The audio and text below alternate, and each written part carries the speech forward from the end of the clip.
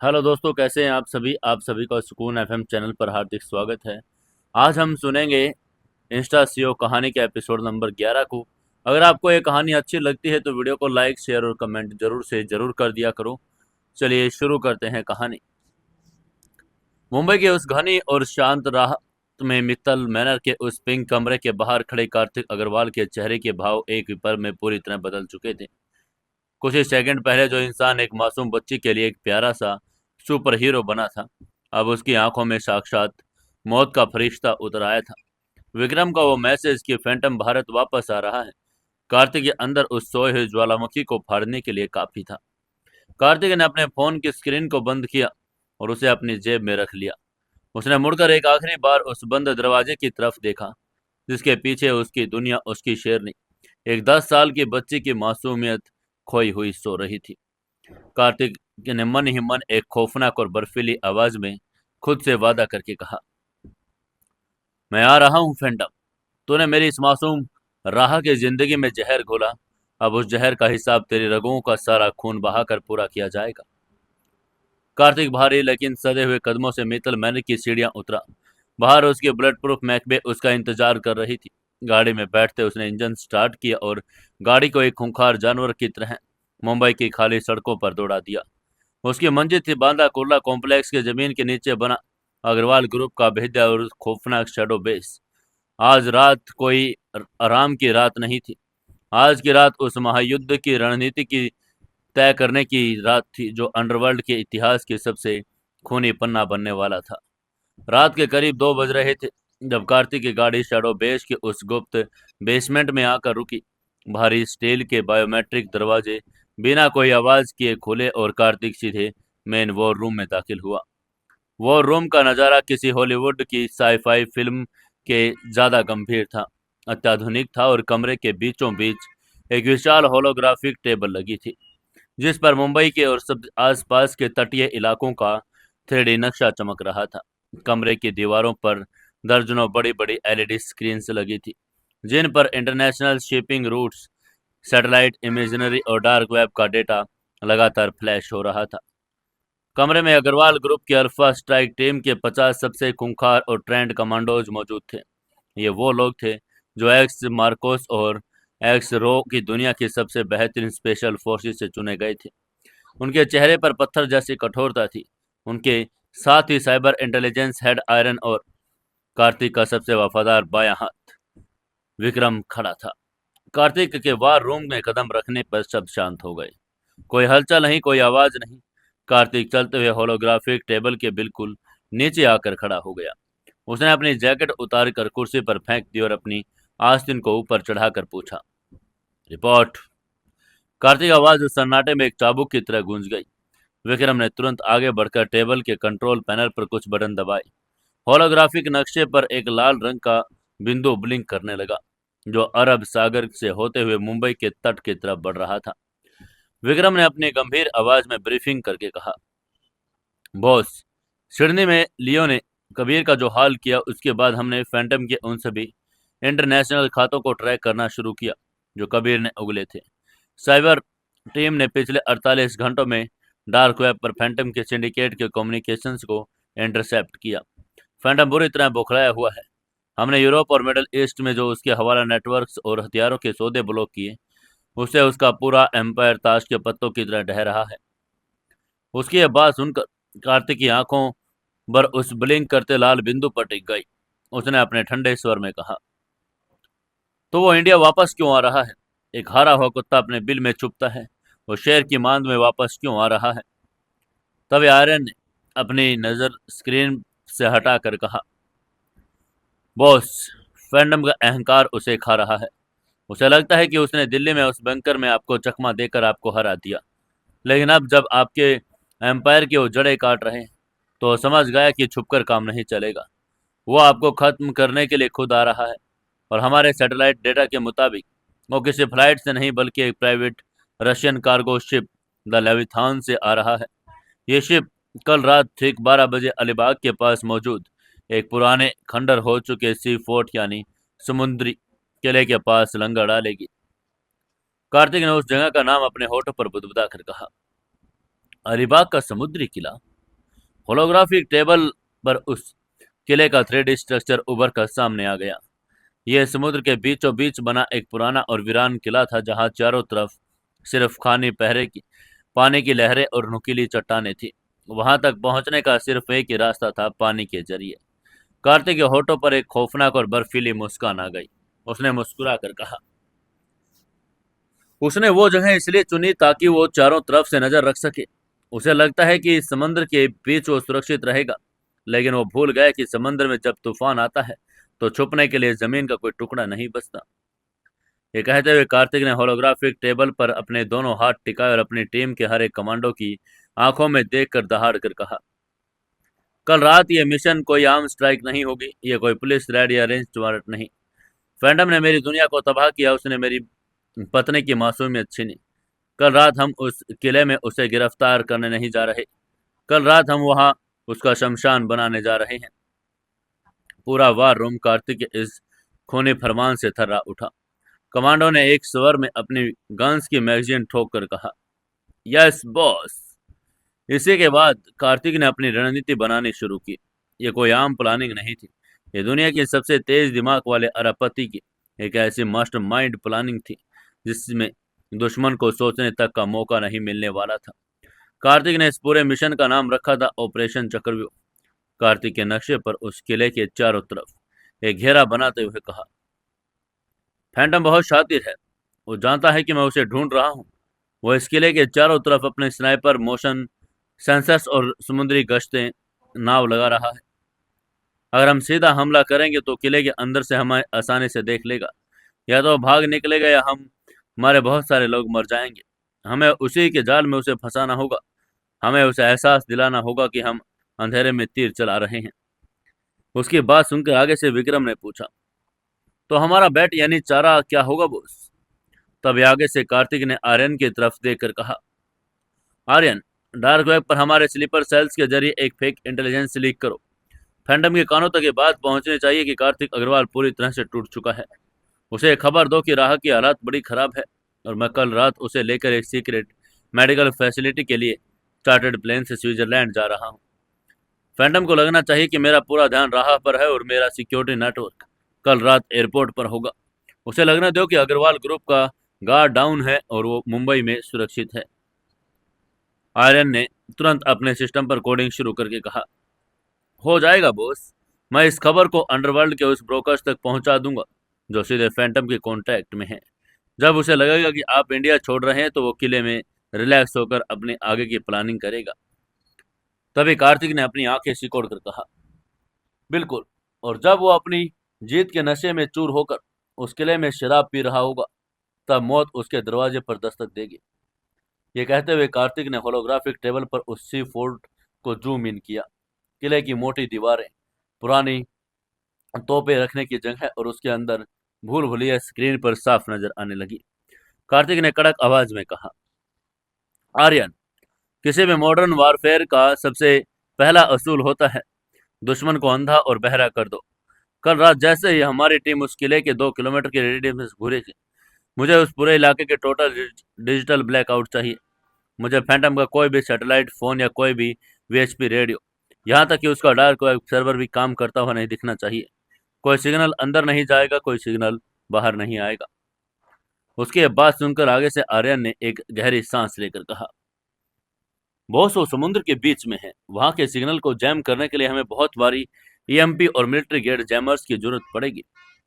तभी कार्तिक ने दृढ़ता से कहा, हमारे पास जो भी टेक्नोलॉजी है उसका इस्तेमाल करो। हमारे जो प्राइवेट स्टेल्थ ड्रोन्स हैं उसे हवा में डिप्लॉय करो। उन ड्रोन्स पर जैमिंग पॉइंट्स लगाओ। फैंटम के रडार पर हमारे ड्रोन्स एक आम समुद्री पक्षी की तरह दिखने चाहिए और जैसे ही मैं ऑर्डर दूंगा पूरे किला के एक इलेक्ट्रॉनिक सिस्टम को फ्राई कर देना। उसकी लाइटें, उसकी सिक्योरिटी कैमरे, मोशन सेंसर, सब कुछ 1 सेकंड में बंद हो जाना चाहिए और उसे उस किले में गुप्त अंधेरे में रखना है। आगे से आर्यन ने एक एक बात को नोट करके कहा, डन बॉस। हम 3 प्रेडेटर ड्रोन्स का इस्तेमाल करेंगे। वो किले के ऊपर 10,000 फीट की ऊंचाई पर रहेंगे और वहां से पूरे कम्युनिकेशन ग्रिड को तबाह कर देंगे। इसके बाद कार्तिक ने जब अपनी अल्फा टीम के कमांडर्स की तरफ देखकर कहा, यह एक 3 टायर असोल्ट होगा। हम 3 अलग अलग लेयर्स में उस किले को भेदेंगे। हमें फैंटम को भागने का मौका नहीं देना। वो हवा, पानी या जमीन, किसी भी रास्ते से जिंदा नहीं निकलना चाहिए। ये कहकर कार्तिक ने एक लेजर पॉइंट उठाया, किले के आसपास के समंदर की तरफ इशारा करके कहा, विक्रम, तुम हमारी कॉम्बैक्ट डाइवर्स की टीम को लीड करोगे। तुम लोग स्पीड बोट से नहीं बल्कि अंडर वाटर प्रोपलेशन व्हीकल्स का इस्तेमाल करके समंदर के अंदर के उस किले की नींव तक पहुंचोगे। फैंटम ने यकीनन किले के बाहर गश्ती नाव लगाए रखी होगी। तुम्हारा काम उन नावों पर बैठे गार्ड्स को बिना कोई आवाज के समंदर के अंदर खींचकर खामोश करना है। पानी की सतह पर एक लाश नहीं तैरनी चाहिए। हर गार्ड को साइलेंट किल करना है, और सबसे अहम, फैंटम की रशियन कार्गो शिप द लेविथोन, वो वहाँ लंगर डालेगी और उसके इंजन पर सी प्लो फॉर एक्सप्लोजिव प्लांट करना, ताकि अगर वो भागने की कोशिश करे तो शिप समंदर में एक आग का गोला बन जाए। तब विक्रम ने एक खौफनाक मुस्कान के साथ कहा, समंदर में एक भी आवाज नहीं होगी बॉस। मेरे डाइवर्स उन्हें इस तरह काटेंगे उन्हें पता नहीं चलेगा। मौत पानी के नीचे से आई है। इसके बाद कार्तिक ने लेजर पॉइंट्स को किले के सबसे ऊंची दीवारों पर आसपास की नुकीली चट्टानों पर घुमाकर कहा, हमारी स्नाइपर टीम हॉक आई किले के आसपास के चट्टानों पर पोजीशन लेगी। तुम्हारे पास भारी कैलिबर की थर्मल स्कोप स्नाइपर राइफल्स होंगी। जैसे ही आर्यन डिजिटल ब्लैकआउट करेगा, लाइटें बंद होगी, फैंटम के आदमी घबराहट में बाहर निकलेंगे। तुम्हारा काम उन गार्ड का सिर उड़ाना है जो किले की छतों पर या खिड़कियों में नजर आए। लेकिन ध्यान रहे, फैंटम पर कोई गोली नहीं चलाएगा, कोई भी नहीं। कार्तिक की आवाज में एक अजीब सा साइकोपैथिक जुनून था। उसने ठंडे स्वर में कहा, फैंटम का खून किसी गोली से नहीं बहेगा। उसे मैं अपने हाथों से मारूंगा। उसे वो दर्द मिलना चाहिए जो उसने मेरी राह को दिया। स्नाइपर का काम सिर्फ मेरा रास्ता साफ करना है। आगे से स्नाइपर कमांडर ने सिर झुकाकर हामी भरकर कहा, अंडरस्टूड बॉस। फैंटम को छोड़कर हर दुश्मन की खोपड़ी उड़ा दी जाएगी। कार्तिक ने नक्शे पर किले के मुख्य प्रांगण और उसके अंदर के तहखाने की तरफ इशारा करके कहा, और तीसरी लेयर मैं खुद हूँ। जब विक्रम के डाइवर समंदर को क्लियर कर देंगे, स्नाइपर छतों को साफ कर देंगे, तब मैं मेरी असोल्ट टीम किले के मुख्य दरवाजे से अंदर घुसेंगे। हमारे पास नाइट विजन गॉगल्स होंगे, जबकि दुश्मन पूरी तरह से अंधेरे में होगा। हम अंदर घुसकर एक एक कमरे, एक एक तहखाने को क्लियर करेंगे। हम फैंटम को उसी के बनाए जाल में चूहों की तरह भगा भगा कर मारेंगे।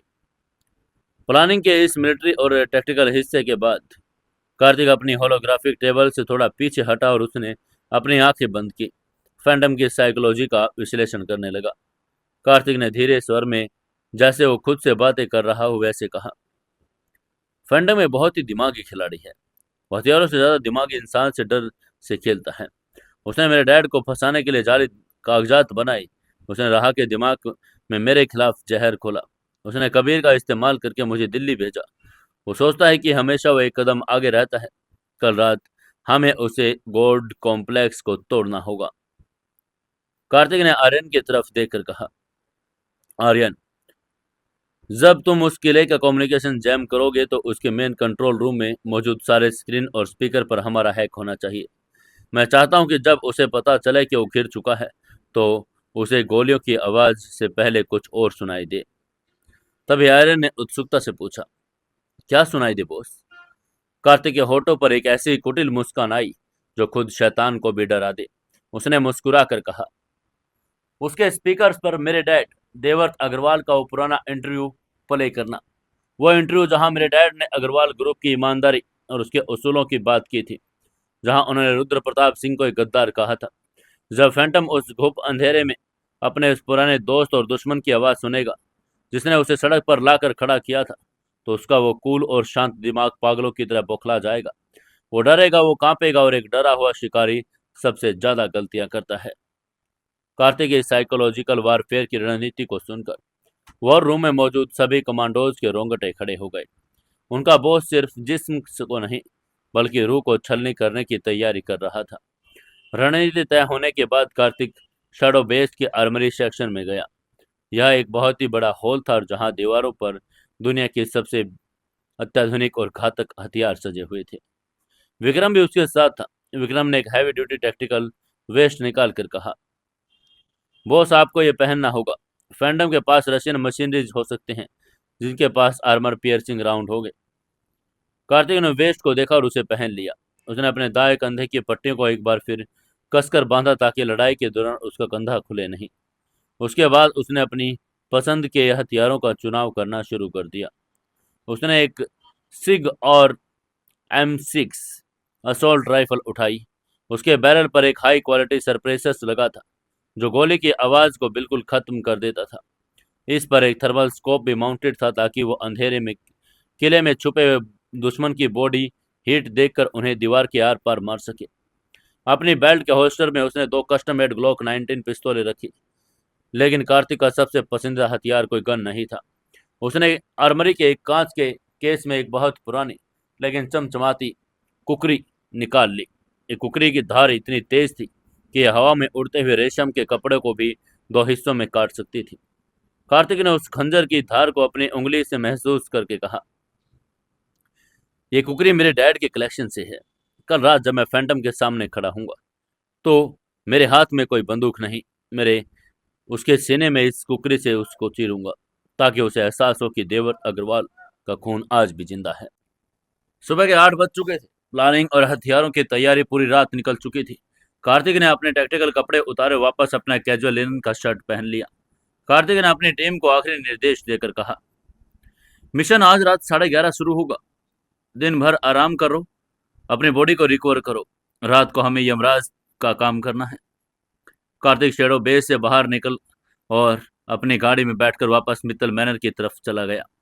उसका दिल अब हथियार और साजिशों से हटकर उस पिंक कमरे की तरफ दौड़ रहा था। जब कार्तिक हवेली पहुंचा तो सुबह की धूप पूरे गार्डन में फैल गई थी। उसने अंदर जाकर देखा तो रामू काका नाश्ता लगा रहे थे। दिव्या ने जिस सोफे पर बैठी किसी मैगजीन के पन्ने पलट रही थी। कार्तिक बिना कोई आवाज किए दबे पांव ऊपर आ गया था। उसने राहा के कमरे का दरवाजा हल्का सा खोला। राहा अभी सो रही थी। उसने अपने बड़े से पिंक टेडी बियर को अपनी बाहों में कसकर जकड़ा था। उसके चेहरे पर एक ऐसी मासूम और स्वर्गिक शांति थी जिसे देखकर दुनिया का कोई भी इंसान अपना सब कुछ लौटा दे। उसके बाल तकिए पर बिखरे थे और उसकी सांसें बड़ी ही लयबद्ध तरीके से चल रही थी। कार्तिक बहुत ही खामोशी से उसके बिस्तर के पास गया। वो घुटनों के बल जमीन पर बैठा और उसने अपनी शेरनी के उस मासूम चेहरे को जी भर कर देखा। उसे पता था आज रात जो होने वाला है वो बहुत खतरनाक है। फैंटम कोई आम दुश्मन नहीं था। अगर कुछ ऊंच नीच हो गई तो कार्तिक वापस नहीं लौट पाया तो अपनी राह को आखिरी बार जी भर कर देख लेना चाहता था। कार्तिक ने अपना कांपता हाथ आगे बढ़ाया और बड़ी ही कोमलता से राह के माथे पर गिरे हुए बालों को पीछे किया। राह ने नींद में ही हल्की सी करवट ली और बुदबुदा कर कहा, सुपर हीरो अंकल। ये शब्द सुनकर कार्तिक की आंखों से एक गर्म आंसू छलक कर राह के कंबल पर गिर गया। तभी कार्तिक ने बहुत ही धीमी और रूंधी आवाज में फुसफुसा कर कहा, हाँ मेरी गुड़िया, तुम्हारा सुपर हीरो अंकल आज रात तुम्हारा ये सुपर हीरो उस सबसे बड़े और गंदे राक्षस को मारने जा रहा है जिसने तुम्हें डराया है। मैं तुमसे वादा करता हूँ रहा, कल की सुबह जो सूरज उगेगा वो तुम्हारी जिंदगी में कोई काला साया नहीं लाएगा। मैं तुम्हें तुम्हारा वो असली रूप, तुम्हारी वो यादें वापस ला कर दूंगा। और अगर मुझे इसके लिए अपनी जान भी देनी पड़े तो मैं एक खुशी खुशी मौत के गले लगा लूंगा। कार्तिक ने अपने होठों को राह के माथे पर बड़ी ही आहिस्ता से छुआ, एक ऐसा स्पर्श जिसमें ब्रह्मांड का सारा प्यार और एक आखिरी विदाई का दर्द छुपा था। उसने अपनी जेब से वो लाल रंग का क्रेयॉन निकाला जो उसने कल राह से उसे दिया था। राह की टेबल पर एक बड़ी ड्राइंग बुक खोली और उस पर लाल रंग से एक बड़ा ही खूबसूरत सा जादुई दरवाजा बना दिया। उसने नीचे लिखा, तुम्हारा सुपर हीरो हमेशा तुम्हारे साथ है। कार्तिक उठा और बिना मुड़े कमरे के बाहर निकल गया। उसका दिल भारी था लेकिन अब उसका दिमाग पूरी तरह शिकारी मोड में आ चुका था। दिन बड़ी तेजी से गुजरा। शाम होते ही मुंबई के आसमान पर काले बादल फिर से घिर आए। समंदर में लहरें तेज होने लगी। प्रकृति भी मानो आज रात के उस खूनी तांडव की तैयारी कर रही थी। रात के 9 बजे कार्तिक अग्रवाल पूरी तरह से कॉम्बैक्ट गियर में तैयार था। उसने काले रंग का टैक्टिकल सूट पहना था। उसके चेहरे पर काले रंग का वॉर पैंट लगा था ताकि अंधेरे में उसकी त्वचा चमके नहीं। उसके दाएं हाथ में वो उसकी पुरानी कुकरी चमक रही थी और कमर पर गन्स लगी थी। शैडो बेस में सभी 50 कमांडोज लाइन में खड़े थे। विक्रम ने आकर रिपोर्ट देकर कहा, बॉस, हमारी स्नाइपर टीम हॉकाई अलीबाग के तट पर निकल चुकी है। उन्होंने किले के सामने वाली चट्टान पर अपनी पोजीशन ले ली। मेरे कॉम्बैक्ट ड्राइवर्स भी समंदर में उतर चुके हैं। आर्यन के प्रीडेटर ड्रोन्स हवा में 10,000 फीट की ऊंचाई पर पहुंच चुके हैं। फैंटम की रशियन शिप द लेवथॉन किले के पास लंगर डाल चुकी है। कार्तिक ने अपनी गन का हैमर पीछे खींचा और एक खौफनाक क्लिक की आवाज के साथ उसे लोड करके कहा, इट्स टाइम, फैंटम का खेल खत्म करने का वक्त आ गया, मूव आउट। कार्तिक की आवाज में मौत की गूंज थी। अग्रवाल ग्रुप की वो काली एसयूवी गाड़ियां शैडो बेस से एक एक करके निकली, तेज रफ्तार में अलीबाग के उस वीरान तट की तरफ दौड़ पड़ी। कार्तिक गाड़ी में बैठा था, उसकी आंखें खिड़की के बाहर उस घने अंधेरे समंदर को देख रही थी। आज की रात कोई भी दया, कोई भी रहम नहीं होने देने वाला था। फैंटम ने जो आग लगाई, आज कार्तिक उस आग में फैंटम के पूरे वजूद को सुहा करने जा रहा था। कार्तिक ने अपने खंजर की धार को देखकर बुदबुदा कर कहा, तूने मेरी दुनिया को एक बच्ची बनाया फैंटम। आज रात तुम्हें वो दर्द दूंगा कि तू मौत की भीख मांगेगा, लेकिन मौत भी तुझसे दूर भाग जाएगी। अलीबाग के तट से मीलों दूर अरब सागर के बीचों बीच सेना ताड़कर खड़ा वो सर्दियों पुराना खंडर हो चुका समुद्री किला आज रात एक ऐसे खौफनाक और खूनी इतिहास का गवाह बनने जा रहा था जिसकी कल्पना शायद मौत के फरिश्तों में नहीं की होगी। आसमान से गिरती तेज बारिश की बूंदें, समंदर की उफनती हुई काली लहरें उस किले की प्राचीन और कई लगी दीवारों से टकराकर एक भयानक और डरावनी आवाज पैदा कर रही थी। रात के ठीक 11:30 हो चुके थे। किले के कुछ ही दूरी पर फैंटम के वो विशाल रशियन कार्गो शिप द लेविथॉन लंगर डाले खड़ी थी। शिप पर भारी हथियारों से लैस रशियन मशीनरीज पहरा दे रहे थे और किले के अंदर भी चप्पे चप्पे पर फैंटम के स्नाइपर और खूंखार लड़ाके मौजूद थे। फैंटम को अपनी इस अभेद्य सुरक्षा पर इतना गुरूर था कि उसे लगा कि इस किले की दीवार को भेदना भगवान के भी बस की बात नहीं। लेकिन वो भूल गया, जिस इंसान से उसने दुश्मनी मोल ली वो इंसान भगवान नहीं, काल का रूप धारण कर चुका है। मुंबई के शैडो बेस में बैठे साइबर इंटेलिजेंस हेड आर्यन ने अपनी कंप्यूटर स्क्रीन पर एक आखिरी कमांड टाइप की और एंटर दबा दिया। आसमान में 10,000 फीट की ऊंचाई पर मंडरा रहे अग्रवाल ग्रुप के 3 प्रीडेटर स्टेल्थ ड्रोन्स ने पलक झपकते ही भयंकर इलेक्ट्रोमैग्नेटिक पल्स और जैमिंग सिग्नल रिलीज किया। उसी संग द लेविथॉन शिप और उसी पूरे समुद्री किले की लाइट्स एक झटके में बुझ गई। Shut down. किले के अंदर मौजूद सारे हाईटेक मोशन सेंसर, सीसीटीवी कैमरे, satellite communication, VHF radio network एक ही सेकंड में फ्राई होकर जल गई। पूरा इलाका एक गुप्त डरावने और अंतहीन अंधेरे में डूब गया। फैंटम के गार्ड्स स्नाइपर की समझ में नहीं आया कि अचानक क्या हुआ। ये अपने रेडियो पर चिल्लाने लगे, लेकिन वहां से सिर्फ स्टैटिक की कर्कश आवाज आ रही थी। उसे घने अंधेरे में समुद्र की लहरों के नीचे से मौत खामोशी से आगे बढ़ रही थी। विक्रम के नेतृत्व में कॉम्बैक्ट डाइवर्स की टीम पानी के अंदर के किले की नींव और उस कार्गो शिप तक पहुंच चुकी थी। उन्होंने शिप के इंजन पर एक्सप्लोसिव प्लांट कर दिया। पानी की सतह पर गश्त लगा रही फैंटम की स्पीड बोट्स पर मौजूद गार्ड्स को डाइवर्स ने पानी के अंदर ही खींच लिया। बिना कोई गोली चले, बिना आवाज किए फैंटम की बाहरी सुरक्षा रेखा को खामोशी से मौत के घाट उतार दिया गया। पानी में खून घुल गया था, लेकिन समंदर ने सारे राज को अपने अंदर छुपा लिया। उधर किले के सामने वाली नुकीली चट्टान पर अग्रवाल की हाई टेक स्नाइपर टीम ने थर्मल स्कोप राइफल तान ली। जैसे ही अंधेरा हुआ, फैंटम के गार्ड्स घबराकर किले की छतों पर टॉर्च लेकर बाहर निकले। फुस फुस फुस स्नाइपर लगी राइफल्स ने निकली गोलियों ने हवा को चीरकर अचूक निशाने साधे। फैंटम के एक के बाद एक गार्ड्स के सिर फटते गए और उनकी लाशें किले की दीवार से नीचे समंदर की उफनती लहरों में गिरने लगी। बाहरी सुरक्षा को नस्ते-नबूद करने के बाद किले के मुख्य और टूटे हुए लकड़ी के दरवाजे के पास पानी की सतह से कार्तिक अग्रवाल उसकी 50 कमांडो की अल्फा स्ट्राइक टीम बाहर निकली। कार्तिक के शरीर से पानी टपक रहा था। उसने काले रंग का water proof tactical combat suit पहना था। उसके चेहरे पर काले रंग का वॉर पैंट भी था। उसकी आंखों पर नाइट विजन गोगल्स थे, जिनकी मदद से वो उन अंधेरे में भी दिन के उजालों की तरह सब कुछ साफ देख सकता था। उसके दाएं हाथ में उसके पिता देवव्रत अग्रवाल की वो खौफनाक घुमावदार कुकरी चमक रही थी। कार्तिक ने अपने हाथ से आगे बढ़ने का इशारा किया। अल्फा टीम के कमांडोज किले के अंदर दाखिल हुए।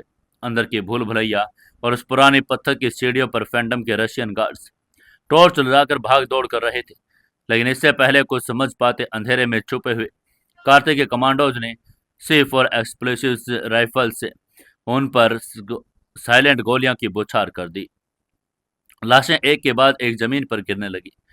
खून से किले के वो पुराने पत्थर लाल होने लगे। कार्तिक की टीम किसी खामोश परछाई की तरह आगे बढ़ रही थी। एक एक कमरे, एक एक दालान को क्लियर करके उस किले के सबसे अंदरूनी और गहरे हिस्से द डार्क हॉल की तरफ बढ़ रहे थे, जहां फैंटम के छिपे होने की सबसे ज्यादा गुंजाइश थी। कार्तिक और उसकी टीम किले के सबसे नीचे वाले उस विशाल गोलाकार हॉल में पहुंची। यह हॉल सदियों पहले मुगल मराठों के जमाने में दरबार के रूप में इस्तेमाल किया गया होता।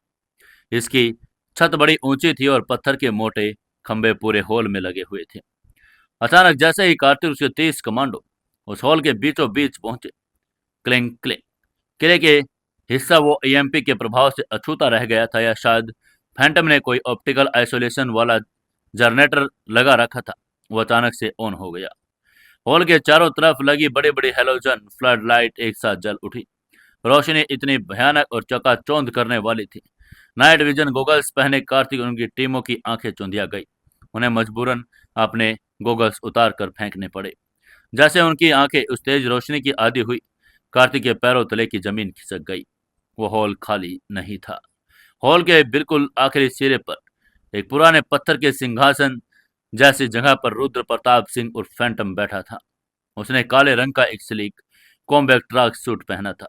उसकी उम्र 60 के पार थी, लेकिन उसका शरीर किसी लोहे की चट्टान जैसा गठा हुआ था। उसकी नीली और सर्द आंखों में कोई खौफ नहीं, बल्कि एक शैतानी दरिंदों वाली हंसी थी।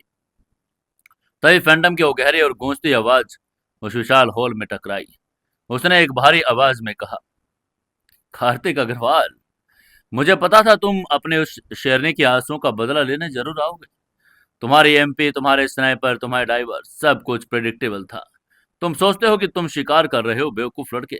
तुम खुद चलकर मेरे कत्ल खाने में आए हो। कार्तिकेय ने अपने हाथ में कुकरी को कसकर पकड़ लिया। उसका गुस्सा अपने चरम पर था। उसने चिल्लाकर कहा, तेरी मौत आज मेरे हाथों लिखी है फैंटम। तेरे सारे रास्ते बंद हो चुके हैं। बाहर तेरे सारे गार्ड्स मारे जा चुके हैं। तो इस हॉल में बिल्कुल अकेला है।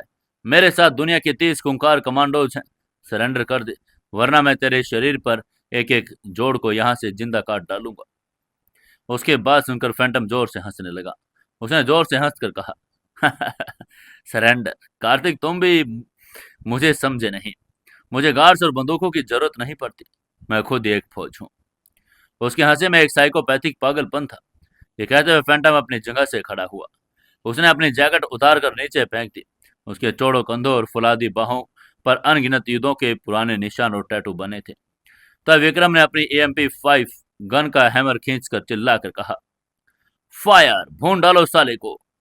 3 कमांडोज ने अपनी ऑटोमेटिक गन से फैंटम की गोलियां बरछार कर दी, लेकिन फैंटम की स्पीड इतनी तेज थी कि इंसानी सोच से परे थी। वो कोई 60 साल का बूढ़ा नहीं, बल्कि मार्शल आर्ट का वो शैतान था, जिसने दुनिया की सबसे खूंखार और जानलेवा विधाओं में महारत हासिल की थी। गोलियां चलने में एक माइक्रो सेकंड पहले ही फैंटम ने अपने सामने मौजूद उस भारी के पत्थर को मेज पर एक लात मारकर हवा में उछाल दिया और खुद उसके पीछे छुप गया। गोलियां पत्थर से टकराकर चिंगारियां पैदा कर रही थी। तभी फैंटम की आवाज गूंजी। उसने चिल्लाकर कहा, बंदूकें तो बच्चों का खेल होती है कार्तिक। आओ तुम्हें मौत का असली नाच दिखाता हूं। ये कहकर अचानक फैंटम ने अपनी बेल्ट से 2 स्मोक ग्रेनेड्स निकाले और हॉल के बीच फेंक दिए, जिसमें गाढ़ा जहरीला धुआं पूरे हॉल में फैलने लगा। कमांडोज की विजिबिलिटी शून्य हो गई। देखते ही कार्तिक ने दहाड़ कर कहा, क्लोज कॉम्बैट फॉर्मेशन, कोई आंख बंद नहीं करेगा। धुएं के बीच से एक परछाई बिजली की स्पीड से निकली। वो फैंटम था।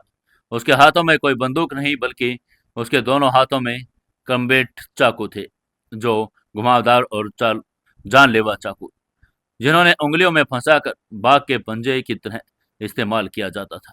पहला कमांडो, जो एक्सरो एजेंट था, उसने फैंटम को धुएं में देखा और अपनी गन तानी, लेकिन इससे पहले उसकी उंगली ट्रिगर दबा पाती, फैंटम ने हवा में छलांग लगाई। उसने अपने बाएं हाथ से कमांडो के गन के बैरल को पकड़कर ऊपर कर दिया और उसी सेकंड अपने दाएं हाथ के क्रम्बेट को उस कमांडो के गले में घुसाकर एक झटके में बाहर खींच लिया। कमांडो के गले से खून का एक भयानक फव्वारा छूटा। उसके मुंह से कोई आवाज नहीं निकली, सिर्फ हवा और खून के बुलबुले फूटे। वो जमीन पर ढेर हो गया। फैंटम ने फुसफुसा कर कहा, एक। दूसरा और तीसरा कमांडो फैंटम की तरफ लपके। फैंटम अपनी जगह से बिना हिले रशियन सिस्टम की बायोमैकेनिक्स तकनीक का इस्तेमाल किया। उसने दूसरे कमांडो के वार को अपने कंधे पर डिफ्लेक्ट किया और उसी के हाथ को पकड़कर उसने एक भयंकर आर्मबार में लॉक किया।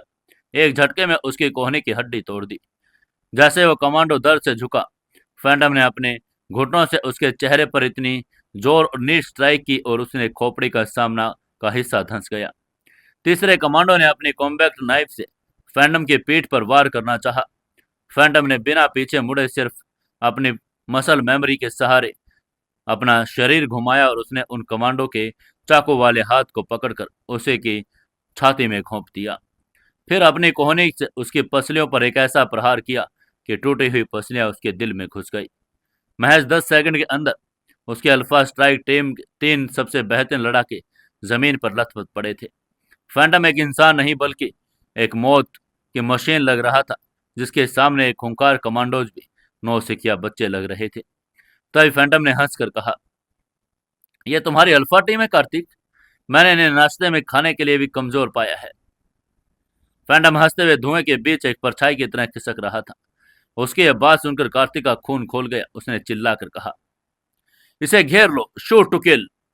उसका ऑर्डर सुनकर 5 कमांडोज ने एक साथ फैंटम के चारों तरफ से घेर लिया। उन्होंने अपनी गन से क्लोज रेंज पर फायर करना चाहा, लेकिन फैंटम ने पेनकॉक सिलेट का एक ऐसा खौफनाक नजारा पेश किया कि रोंगटे खड़े हो गए। फैंटम जमीन पर बिल्कुल नीचे खिसक गया। उसने एक स्वीप किक से 2 कमांडोज के टखनों की हड्डियां एक एक साथ तोड़ दी और उसने जैसे ही और नीचे गिरे, फैंटम ने अपने क्रैम्बिट चाकू से उनकी जांघों की फेमरल आर्टरी को चीर दिया और दोनों कमांडोज खून बहने से चंद सेकंड में अपनी जवान जान गंवा बैठे। बाकी बचे 3 कमांडोज ने फैंटम पर छलांग लगाई।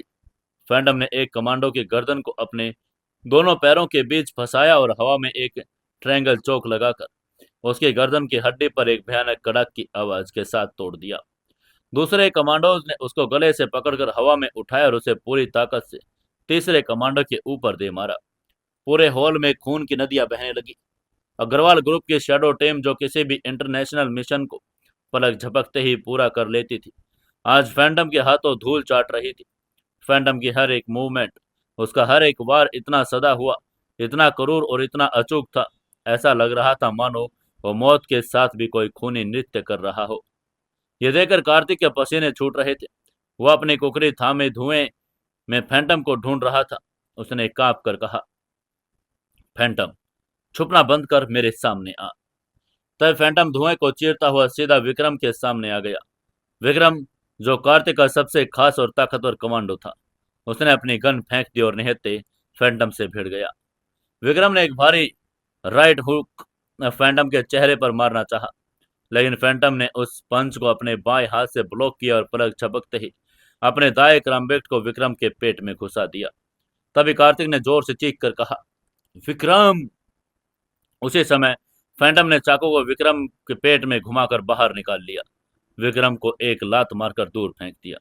विक्रम खून की उल्टियां करके जमीन पर गिर पड़ा। हालांकि घाव जानलेवा नहीं था, लेकिन विक्रम अब लड़ने की हालात में भी नहीं था।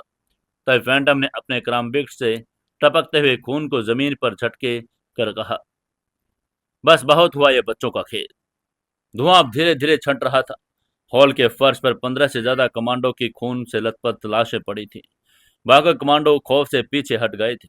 इसके बाद फैंटम ने अपनी खूनी और बर्फीली आंखें कार्तिक पर गड़ा कर कहा, तुम्हारे ये भाड़े के टट्टू मेरा कुछ नहीं बिगाड़ सकते कार्तिक। 25 साल पहले तुम्हारे बाप ने यही गलती की थी। उसने मुझे कमजोर समझा और आज वही तुम गलती कर रहे हो। उसके बाद सुनकर कार्तिक ने अपने बचे कमांडोज को हाथ से पीछे हटने का इशारा करके कहा, कोई बीच में नहीं आएगा। विक्रम को यहां से निकालो और मेडिकल एड दो। यह इंसान मेरा शिकार है और आज इसका फैसला सिर्फ सिर्फ मेरे हाथों से होगा। ये कहते हुए कार्तिक ने उस भारी और घुमावदार कुकरी को थाम कर आगे बढ़ना शुरू कर दिया। उसका दायां कंधा अभी भी दर्द कर रहा था, लेकिन उसके अंदर की आग और राह के छिन जाने का डर जो भयंकर था, उसने कार्तिक के शरीर को फौलाद बना दिया। तब फैंटम ने अपने दोनों क्रम्बिट चाकू घुमाकर कुटिल हंसी हंसकर कहा, कार्तिक अग्रवाल, दुनिया का सबसे ताकतवर अरबपति, जिसने जयंत और निखिल को पलक झपकते ही खत्म कर दिया। लेकिन आज आज तुम एक उस बाप के बेटे के रूप में मरोगे जिसने मेरे साथ गद्दारी की और तुम जब मरोगे तो तुम्हारी वो नाजुक सी डरी राह वो पूरी जिंदगी पागल खाने में तड़प तड़प कर मरेगी। राह का नाम सुनते ही कार्तिक के दिमाग की नसें फटने को हो गई। उसने गुस्से में चिल्ला कर कहा, राह का नाम अपने गंदे मुंह से मत निकाल कुत्ते। कार्तिक एक दहाड़ के साथ हवा में उछला। यह कोई आम लड़ाई नहीं थी, यह भगवान और शैतान के बीच का महायुद्ध था। एक तरफ कार्तिक का खूंखार कराव मार्ग से लैस फौलादी शरीर, दूसरी तरफ फैंटम का 60 साल का बेइंतहा तजुर्बेकार और निर्दयी मार्शल आर्ट्स का कौशल। कार्तिक ने अपनी कुकरी से फैंटम की गर्दन पर सीधा वार जानलेवा कर दिया। कुकरी हवा को चीर कर, लेकिन फैंटम ने बहुत ही आसानी से अपने शरीर को पीछे झुकाया। कुकरी उसके चेहरे को छूती हुई निकल गई और उसी पल फैंटम ने अपने करामबिक से कार्तिक के पसलियों पर वार किया। कार्तिक ने फुर्ती दिखाकर अपने बाएं हाथ से फैंटम की कलाई को ब्लॉक कर लिया, लेकिन करामबिक की नोक कार्तिक के कॉम्बैक्ट सूट को चीरकर उसकी पेट के ऊपरी हिस्से पर एक लंबा कट लगा गई। कार्तिक के मुंह से एक हल्की कराह निकली, लेकिन उसने बिना रुके अपने भारी लेदर के बूट से फैंटम के घुटने पर एक किक जड़ी। फैंटम हल्का सा डगमगाया। कार्तिक ने उसी मोमेंट्स का फायदा उठाकर अपनी कुकरी के हैंडल से फैंटम के जबड़े पर एक जोरदार प्रहार कर दिया। फैंटम में मुंह से खून निकल आया और पीछे की तरफ खिसक गया। फैंटम ने अपने होठों से खून पोंछ कर कहा, गुड, तुम्हारे अंदर देवव्रत का खून है। वो भी ऐसे ही लड़ता था, अपनी आखिरी सांस तक। उसकी आंखों में भी एक पागलपन आ गया था। फैंटम फिर से कार्तिक पर टूट पड़ा। इस बार उसकी रफ्तार और भी ज्यादा तेज थी। उसके करामबिक चाकू किसी पंखे के ब्लेड की तरह हवा में घूम रहे थे। Clash clash clang. कुकरे और करामबिट के टकराने की आवाज पूरे हॉल में चिंगारियां उड़ा रही थी। कार्तिक अपनी पूरी ताकत से लड़ रहा था, लेकिन फैंटम की डिफेंसिव तकनीक बड़ी अभेद्य थी। फैंटम ने कार्तिक की एक चूक का फायदा उठाया और जैसे ही कार्तिक ने कुकरी से वार करने के लिए अपना हाथ उठाया, फैंटम ने अपनी कोहनी से कार्तिक के उसे घायल दाएं कंधे को पूरी ताकत से वार कर दिया, जिससे कार्तिक के गले में एक दर्दनाक चीख निकल गई। उसके दाएं कंधे पर पुराने टाके फट गए। खून तेजी से बहने लगा। कुकरी उसके हाथ से छूटकर जमीन पर गिर पड़ी। कार्तिक दर्द से घुटनों के बल जमीन पर बैठ गया। उसका दायां कंधा सुन्न पड़ चुका था। फैंटम ने कार्तिक के बालों को पीछे से पकड़ा, उसके चेहरे को जमीन की तरफ झुकाकर एक खौफनाक हंसी में हंसकर कहा, कहाँ गया तुम्हारा वो गुरूर कार्तिक? कहाँ गई तुम्हारी वो अग्रवाल ग्रुप की ताकत? तुम सिर्फ एक छोटे बच्चे हो जो एक ऐसे खेल में कूद पड़ा जिसके नियम वो जानता ही नहीं। तुम्हारे बाप ने मेरे साथ गद्दारी की, मैंने उसे मार डाला। मैंने जयंत को मोहरा बनाया, मैंने तुम्हारी पत्नी को एक बच्ची बना दिया, और अब मैं तुम्हें मारकर इस पूरी कहानी का अंत करूंगा। तब फैंटम ने अपना करामबिट चाकू उठाया और उसे कार्तिक की गर्दन पर रखने के लिए नीचे किया। कार्तिक की आंखों के सामने अंधेरा छाने लगा। उसे दर्द से ज्यादा इस बात का खौफ था कि अगर वो मर गया तो उसकी राह का क्या होगा। उसके मासूम से राह मित्तल मैनर में उसका इंतजार कर रही है। उस सुपर हीरो अंकल का इंतजार कर रही थी, जो उसे जादुई दरवाजे के पीछे सुरक्षित रखने का वादा करके आया था। उसने, मैं अपनी जान दे दूंगा लेकिन तुम्हारे पास किसी को फटकने नहीं दूंगा, ये याद आ रहा था। कार्तिक को वो शब्द याद आई जो उसने राह से कहे थे। तब अचानक कार्तिक के अंदर एक ऐसी अमानवीय राक्षसी ताकत जागी जो विज्ञान और मेडिकल साइंस की समझ से परे थी। ये ताकत उसके प्यार की थी, उसकी शेरनी को बचाने की जिद थी। कार्तिक ने मौत को अपने इतने करीब देखकर हार नहीं मानी। उसने अपने काम न करने वाले दाएं हाथ की परवाह किए बिना अपने बाएं हाथ से फैंटम उस हाथ को पकड़ लिया जिसमें क्रामबिट था। कार्तिक की पकड़ इतनी मजबूत थी कि फैंटम का हाथ हवा में जम गया। यह देखकर फैंटम हैरान रह गया। एक इंसान जिसके कंधे की नसें फट चुकी है, उसमें इतनी ताकत कहां से आ गई? कार्तिक ने अपने दांत पीस कर कहा, तूने मेरी दुनिया को एक बच्चे बनाया फैंटम, लेकिन तुम भूल गया कि तुम बच्चों के सुपर हीरो कभी नहीं मरते। उनकी आंखों में अब पूरी तरह से खून उतर चुका था। कार्तिक ने अपने बाएं हाथ से फैंटम की कलाई को इतनी जोर से मरोड़ा कि फैंटम के हाथ से करामबिट छूटकर जमीन पर गिर गया। उसी सेकंड कार्तिक ने अपने शरीर के पूरे वजन का इस्तेमाल करके पूरे सिर से फैंटम के चेहरे पर एक भयानक हेडबेट जड़ दिया। फैंटम की नाक की हड्डी चूर चूर हो गई। खून का फवारा उसके चेहरे से छूटा। फैंटम दर्द से पीछे की तरफ लड़खड़ाया। कार्तिक अब एक ऐसे तूफान की तरह नहीं बल्कि एक परले की तरह पड़ रहा था। उसने जमीन पर पड़ी अपनी कुकरी को बाएं हाथ से उठा लिया। फैंटम ने अपना दूसरा करामबिट निकाला, पागलों की तरह कार्तिक पर हमला किया, लेकिन कार्तिक अब बचाव नहीं कर रहा था। कार्तिक ने फैंटम के वार को अपने शरीर पर सह लिया। कराम्बेट कार्तिक के बाएं कंधे को चीर कर अंदर घुस गया, लेकिन कार्तिक ने उफ तक नहीं की। उसने फैंटम के उसी हाथ को कसकर पकड़ लिया और उसे अपनी तरफ खींचकर अपनी कुकरी को फैंटम के पेट में पूरी ताकत से घोंप दिया। फैंटम की आंखें फटी रह गई, उसके मुंह से दर्द की कराह निकली। कार्तिक ने कुकरी को बाहर निकाला और लगातार एक के बाद एक फैंटम के शरीर पर कुकरी के अनगिनत वार करने शुरू कर दिए। छाती, पेट, कंधे, खून की बौछारें उड़ रही थी। कार्तिक के अंदर का वो हंटर आज पूरी तरह आजाद हो चुका था। तभी कार्तिक ने चिल्लाकर एक और वार करके कहा, मेरे बाप के नाम पर लगाए गए कलंक के लिए। इसके बाद उसने एक और वार करके कहा, यह जंत और निखिल को मोहरा बनाकर मेरी जिंदगी तबाह करने के लिए। उसके बाद एक आखिरी वार करके कहा, और ये मेरी राह के उन आंसुओं के लिए। यह कहकर कार्तिक ने अपनी कुकरी को फैंटम के सीने के बीचों बीच उसके दिल के पास घोंप दिया और उसे घुमा दिया। फैंटम का फौलादी शरीर कांपने लगा, उसके मुंह से गाढ़ा खून बहने लगा और उसकी नीली और खौफनाक आंखें अब मौत की सफेदी में बदल चुकी थी। उसने कांप कर हाथों से कार्तिक के कॉलर पकड़ने की कोशिश की, लेकिन उसके शरीर की सारी ताकत खत्म हो चुकी थी। फैंटम के मुंह से खून के बुलबुलों के साथ आवाज निकली। उसने कांप कर कहा, कार्तिक। कार्तिक ने फैंटम के चेहरे के बिल्कुल करीब आकर एक खौफनाक फुसफुसाहट में कहा, 25 साल पहले मेरे डैड ने तुझे जिंदा छोड़कर गलती की थी। कार्तिक अग्रवाल वो गलती नहीं दोहराता। Go to hell phantom. Kartik ने अपने पैर से फैंटम की छाती पर जोरदार लात मारी। फैंटम का शरीर कुकरी से अलग हुआ और वो पीछे जाकर उस पुराने पत्थर के सिंहासन पर धड़ाम से गिर पड़ा। अंडरवर्ल्ड का वो बेताज बादशाह, वो परछाई जिसने पूरी दुनिया को अपने खौफ से नचाया था, जिसने राह के दिमाग में जहर घोला था, आज वो उसी खंडर किले में कार्तिक अग्रवाल के पैरों के नीचे एक खून से लथपथ लाश बनकर खड़ा था। फैंटम की आंखें खुली रह गई, लेकिन उनमें अब कोई साजिश नहीं थी, सिर्फ मौत का सन्नाटा था।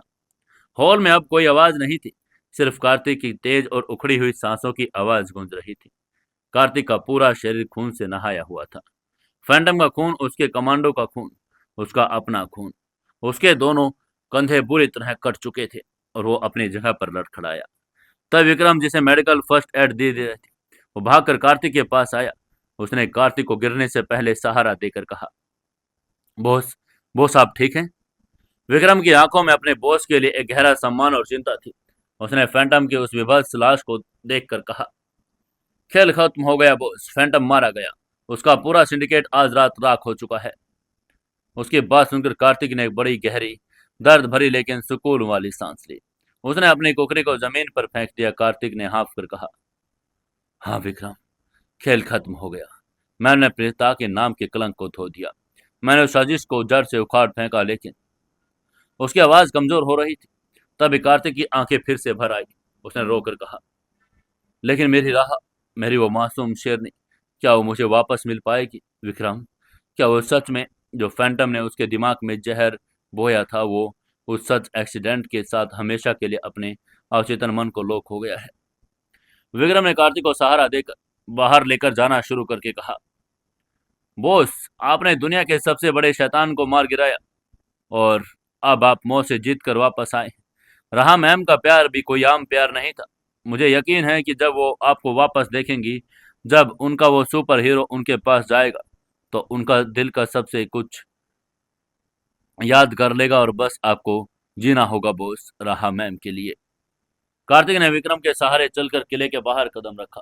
बाहर आसमान में अब बादलों के बीच से सुबह की पहली किरण फूट रही थी।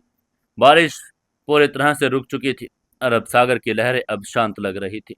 द लेविथॉन शिप अभी भी किले के पास खड़ी थी, लेकिन अब वो फैंटम के एम्पायर का हिस्सा नहीं, बगरी अग्रवाल ग्रुप के जीत का एक मोहरा बन चुकी थी। कार्तिक को स्पीड बोट में लेकर जाया गया। उसका शरीर पूरी तरह से टूट चुका था, लेकिन उसके दिल में अब कोई खौफ, साजिश या कोई दुश्मन का डर नहीं था। उसने समंदर की उन ठंडी हवाओं को महसूस करके अपनी आंखें बंद कर ली। कार्तिक ने मन ही मन खुद से वादा करके कहा, मैं आ रहा हूँ रहा। फैंटम मर चुका है। तुम्हारी दुनिया के सारे राक्षस खत्म हो चुके हैं। अब सिर्फ मैं और तुम हो। तुम्हारी वो मासूमियत, तुम्हारी वो नई दुनिया, अब मैं उसे सजाऊंगा। और एक दिन मैं तुम्हारी उन पुरानी यादों को भी उस अंधेरे से खींच लाऊंगा। मुंबई की तरफ बढ़ते हुए स्पीड बोट के साथ अंडरवर्ल्ड का वो खौफनाक अध्याय हमेशा के लिए समुद्र की गहराई में दफन हो गया। फैंटम का वो गुरूर, उसकी वो साजिश अब खाक बन चुकी थी। लेकिन कार्तिक की जिंदगी का सबसे बड़ा और सबसे खूबसूरत इम्तिहान अभी बाकी था।